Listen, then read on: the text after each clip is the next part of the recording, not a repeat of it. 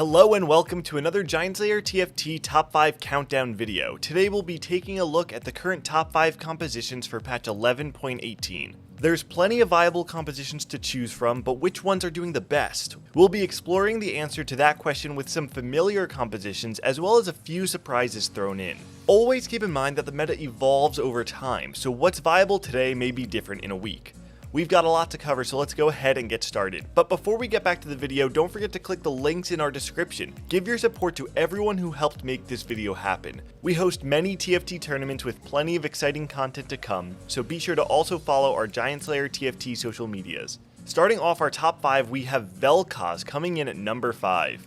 While it seems as if AP is making a bit of a comeback in the meta, the fact is VEL'KOZ never truly went away. VEL'KOZ compositions have been towing the 4th or 5th spot in the meta for several patches now, and that remains true in 11.18. There's a few reasons for this, both positive and negative. But before we touch on those, what about the composition itself? Most of the time, VEL'KOZ is played with a mixture of Redeemed and Abomination. Occasionally, players will lean more into one or the other, but it's common to see the two synergies mixed together. The reasons are that you gain Spellweaver with Brand, Invoker with Syndra and Ivern, and a decent front line between the Abomination champions and Rel. Or you can toss in Lux instead of Rel to gain Mystic. There's a ton of mixing and matching to be done. The goal is frontline with at least 3 Redeemed and 1 other Spellweaver. Back to the positives and negatives. For the positives, VEL'KOZ compositions have solid front lines, buying time for the squid to laser down the enemy team. Redeemed is naturally defensive, Abomination throws in multiple frontliners and the monstrosity, and Revenant is a common addition to VEL'KOZ boards. Spellweaver, ever since the mini rework, also adds scaling to the damage output of VEL'KOZ. The major downside to VEL'KOZ is positioning. Wrong side? GG. A bit extreme, but honestly it's true. VEL'KOZ is by far the most sensitive carry to positioning, and a lot of times it may come down to a coin flip whether VEL'KOZ is on the correct side or not. Crowd control is also an issue for VEL'KOZ, particularly anything that displaces his positioning like Diana or Thresh. Without time to charge his laser, VEL'KOZ does barely anything. All in all, the squid is doing well, but sits about the same on the power scale of the last few metas. Let's move on to the composition coming in at number 4, Sentinels. Sentinels exploded into the latter half of the 11.17 meta after players figured out the best way to itemize Lucian and Galio. It was such a defining composition of the meta that it immediately received nerfs in patch 11.18. Both Lucian and Galio were toned down, as well as one of the better Galio items, both versions of Stoneplate.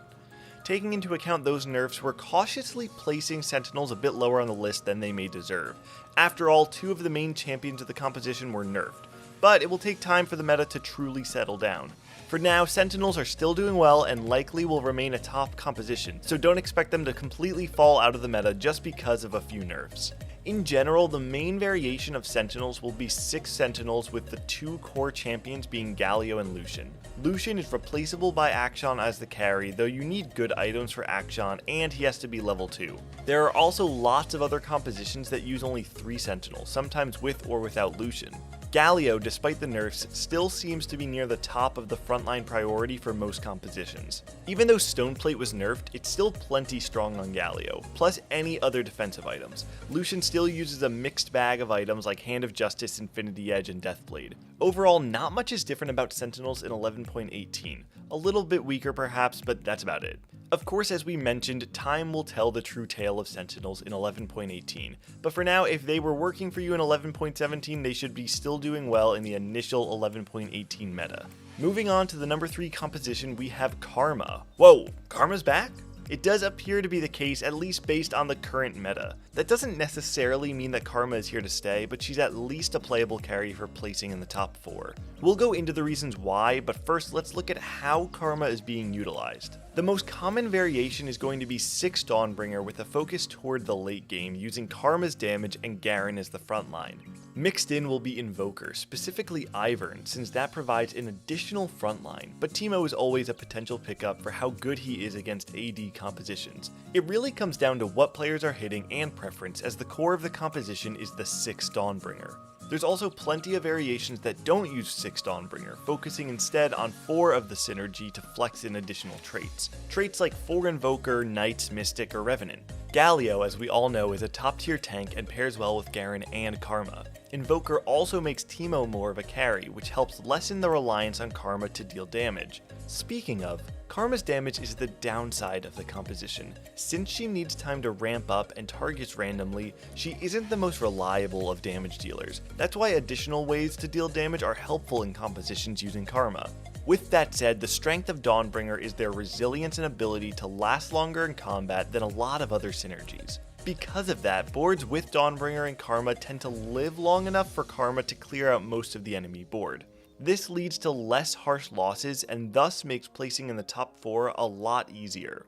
And that consistency to place in the top 4 is truly where Karma compositions shine and is the main reason for Karma doing well in the meta. So we recommend giving Karma a try if you're left in the mid game with AP items and no direction, as you'll likely be able to place at least 4th or 3rd with a Dawnbringer Karma board. Up next is the oh so fun composition to play against, coming in at number 2, Nocturne Assassins. That was a joke, by the way, as it is most certainly not fun to play against Nocturne Assassins, because to do well against them, you need to clump. And guess what compositions love to play into clumped boards? Oh, all the ones we already talked about. VEL'KOZ, Lucian, Karma, and even the less popular Heimerdinger all do well when the enemy champions are clumped together. VEL'KOZ may be heavily reliant on positioning, but VEL'KOZ is quite one-dimensional when it comes to it. Either you're on the right side or the wrong side. Assassins, on the other hand, have a lot of nuance. Diana positioning is key, but so is Pyke, Nocturne, what row your front line is placed, what items you have like Frozen Heart or Zeke's, Viego jumping to steal an important champion, or Kha'Zix isolating an enemy. There's a lot of factors to consider, which makes Nocturne Assassins one of the more difficult compositions to pilot in the late game. That said, Nocturne Assassins is also one of the simplest builds to put together. Slap in 4 Assassins and a bunch of Revenants and you're good to go. Ivern and Volibear were nerfed, but the value they bring with Revenant is too much to pass on, so they stay in. It is possible to replace them with other frontliners, but to keep it simple, the normal composition is going to be 4 Assassin, 4 Revenant. Items are also key, with an emphasis on Nocturne items. Infinity Edge, Last Whisper, and RFC are the most common items, though you can mix and match depending on what you hit. Deathblade, Bloodthirster, and even Rageblade can be viable options. What's essential is having at least 1 damage item and 1 utility item. Diana is the other important champion to have items for, particularly Frozen Heart. Besides that, utility aura items are always great, such as Banshee's Claw, Shroud, or Zeke's. Nocturne Assassin may be frustrating to play against, but it's at least one of the more interesting compositions to play. Sure, the board is simple and rolling for Nocturne 3 is the main goal, but how you position adds a ton of layers of complexity and skill. A player well versed in how to pilot Nocturne Assassins can consistently place in the top 4 or higher, depending on how well they do in the late game with positioning. And with that, we can move on to the surprising return of YASUO as the number 1 composition for patch 11.18. YASUO returning to the meta isn't exactly surprising, after all we've had plenty of metas where he's relevant, but the surprising fact is that all they changed about YASUO is reducing the time it takes for his ability to cast. That's it, no number adjustments, no Legionnaire buffs, no Nightbringer changes, just a simple cast time reduction, and that seems to have made all the difference.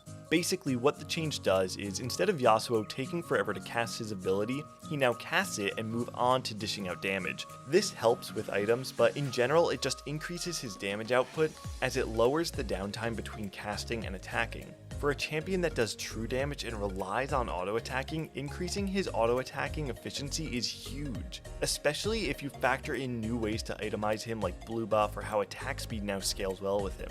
As for the composition itself, not a lot has changed. Nightbringer with some Legionnaire sprinkled in and splash traits like Ironclad or Mystic.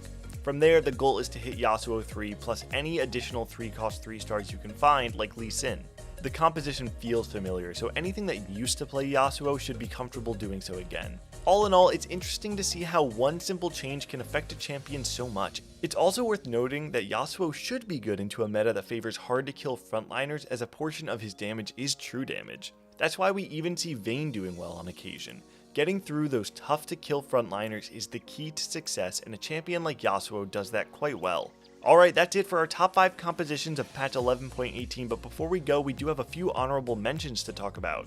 Our first honorable mention is Rangers. Aphelios isn't exactly doing poor in the meta, but his presence has felt rather diminished ever since Sentinels returned to the meta. A lot of that is the fact that Aphelios will struggle against hard to kill frontliners, and with that still being a part of the meta, Aphelios is still struggling. That said, Akshan 2 is a beast in the late game, and the scaling of the Ranger composition is quite good, so VEL'KOZ is by no means a terrible champion or composition to play. Just don't expect it to be as consistent as the top 5. Moving on, our next honorable mention is Knight Legionnaire. This could also be renamed as Draven, but we wanted to combine him and Kayle into one defining composition. Draven is on an upward swing in the meta, and honestly, it's possible he breaks into the top 5 if trends continue as they've been. Kayle, on the other hand, isn't doing as well after the changes, putting her firmly in the spot where you have to high roll her to do well. Basically, don't force Kayle, but be willing to pivot if you can. With both champions, the core build has been focused around 4 Knights and 4 Legionnaires. We may see Forgotten take over a bit if Draven continues to do well, and Redeemed is always worth having if you do play Kayle. Overall, this is the composition to keep an eye on to see how it progresses further into the patch we go. And our last honorable mention is a nod to the various reroll compositions floating around the meta. The most notable is definitely Vayne, as Vayne 3 with Ranger Forgotten scales quite well into the mid and late game, particularly against frontline focused board, as Vayne can chew through them. Other reroll builds to look out for are Chug Jug, the Gragas 3 composition, and the return of Soraka with Renewer. Neither of these compositions does as well as Vayne, but they are worth being aware of in case you get a good opener for them.